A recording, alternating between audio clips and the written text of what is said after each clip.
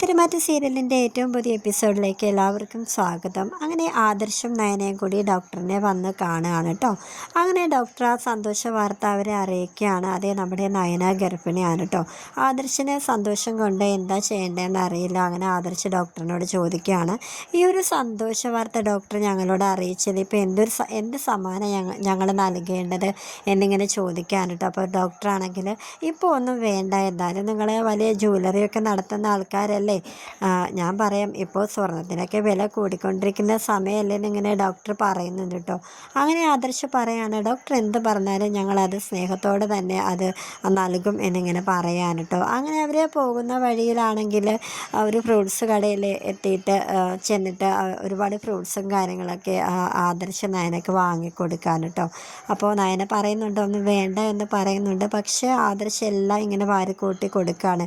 ഇതെല്ലാം ഞാൻ ഒറ്റയ്ക്ക് തന്നെ കഴിക്കേണ്ട ആദർശേട്ട എന്ന് നയന പറയുന്നുണ്ട് കേട്ടോ.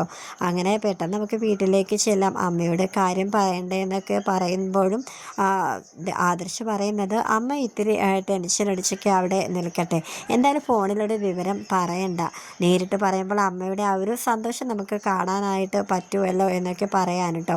അപ്പോൾ നയന പറയുന്നുണ്ട്, എന്നാൽ നമുക്ക് എൻ്റെ വീട്ടിൽ കയറിയിട്ട് അച്ഛനോടും അമ്മയോട് പറഞ്ഞിട്ട് പോകാം എന്നിങ്ങനെ പറയുകയാണ്. അങ്ങനെ ആദർശും നയനയും കൂടെ നയനയുടെ വീട്ടിൽ ചെന്നിട്ട് പറയാനായിട്ട് ഇങ്ങനെ പോവുകയാണ്. അവിടെ നവ്യ ഇരിപ്പുണ്ട് കേട്ടോ. അവിടെയാണെങ്കിൽ കല്യാണം മുടങ്ങിയതിൻ്റെ കാര്യവും ഇവൾ കൂടുതലായിട്ടും കല്യാണം മുടക്കാനുള്ള കാരണം അനുവായിട്ടുള്ള ഇഷ്ടത്തിലൊക്കെ ആയതുകൊണ്ടാണെന്ന് നവ്യ ഇങ്ങനെ പറയുകയാണ്.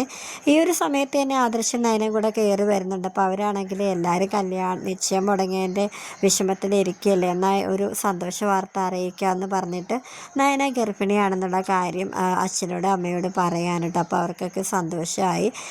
നവ്യയുടെ മുഖം അല്പം അവരോടൊരു നീരസം ഉള്ളതുപോലെ ഉണ്ടായിരുന്നു. പക്ഷെ വിവരം കേട്ടപ്പോഴത്തേക്കും നയനെ കെട്ടിപ്പിടിക്കുന്നതൊക്കെ ഉണ്ട് നവ്യ. അങ്ങനെ അവരുടനെ തന്നെ ഇറങ്ങുകയാണെന്ന് ഇങ്ങനെ പറയാൻ കേട്ടോ. അമ്മയോട് വിവരം പറഞ്ഞിട്ടില്ല, ഇനി ചെന്നിട്ട് വേണം വിവരം അറിയിക്കാനെന്നൊക്കെ പറയാണ്. ദേവയാനിയാണെങ്കിൽ ടെൻഷൻ അടിച്ചിരിക്കുകയാണ്. കാരണം തനിക്ക് കരൾ പകുത്ത് നൽകിയ മരുമോളുടെ ഇഷ്ടം കൊണ്ട് എന്തെങ്കിലും ആ ഒരു രീതിയിൽ എന്തെങ്കിലും അവൾക്ക് പറ്റിയതാണോ എന്നൊക്കെ ടെൻഷൻ അടിച്ചിങ്ങനെ ദേവയാനി ഇരിക്കാൻ കേട്ടോ. അപ്പോൾ ജലജയാണെങ്കിൽ ഇടയ്ക്ക് വന്നിട്ട് എന്തായാലും മരുമോനോടുള്ള സ്നേഹം കണ്ടില്ല, എന്തൊരു ടെൻഷൻ അടിച്ചിരിക്കുക, പോയപ്പോൾ തൊട്ട് തുടങ്ങിയെന്നൊക്കെ ഇങ്ങനെ ജലജ ഇങ്ങനെ പറയാൻ കേട്ടോ. അങ്ങനെ ആദർശ നയനയും വരുന്നത് കണ്ടിട്ട് ദേവ്യാൻ്റെ ഉടനെ തന്നെ വെപ്രാളത്തിൽ എണീറ്റിട്ട് എന്താ പറ്റിയതെന്നൊക്കെ ഇങ്ങനെ കാര്യം ഇങ്ങനെ തിരക്കിക്കൊണ്ടിരിക്കുകയാണ്. അങ്ങനെ ആദർശ ദേവയാനിയോട് പറയുകയാണ്, അമ്മ നയന ഗർഭിണിയാണെന്നുള്ള കാര്യം പറയാൻ കേട്ടോ. ദേവയാനി ആ ഒരു സന്തോഷത്തിൽ നയനയെ കെട്ടിപ്പിടിച്ച് ഉമ്മയൊക്കെ വെച്ച് കൊടുക്കാൻ കേട്ടോ. അങ്ങനെ ആദർശ് പറയുന്നുണ്ട്, ഫോണിലൂടെ ഈ വിവരം പറഞ്ഞു കഴിഞ്ഞാൽ അമ്മയുടെ ഈ ഒരു സന്തോഷം കാണാനായിട്ട് പറ്റില്ലല്ലോ, അതുകൊണ്ട് നേരിട്ട് തന്നെ പറയാമെന്ന് വിചാരിച്ചത്. പിന്നെ ഞങ്ങൾ വൈകി എന്താണെന്ന് വെച്ചാൽ ഇവിടെ വീട്ടിൽ കയറി അച്ഛനോടും അമ്മയോടും വിവരം പറഞ്ഞിട്ടാണ് ഞങ്ങൾ ഇങ്ങോട്ട് വന്നത് എന്നൊക്കെ ആദർശ് പറയാൻ കേട്ടോ. ജാനകിയും ജലജയും ഇതൊക്കെ കേട്ടിട്ട് ഈ ഒരു സന്തോഷ വാർത്ത അവർക്ക് അത്ര ദഹിച്ചിട്ടൊന്നുമില്ല.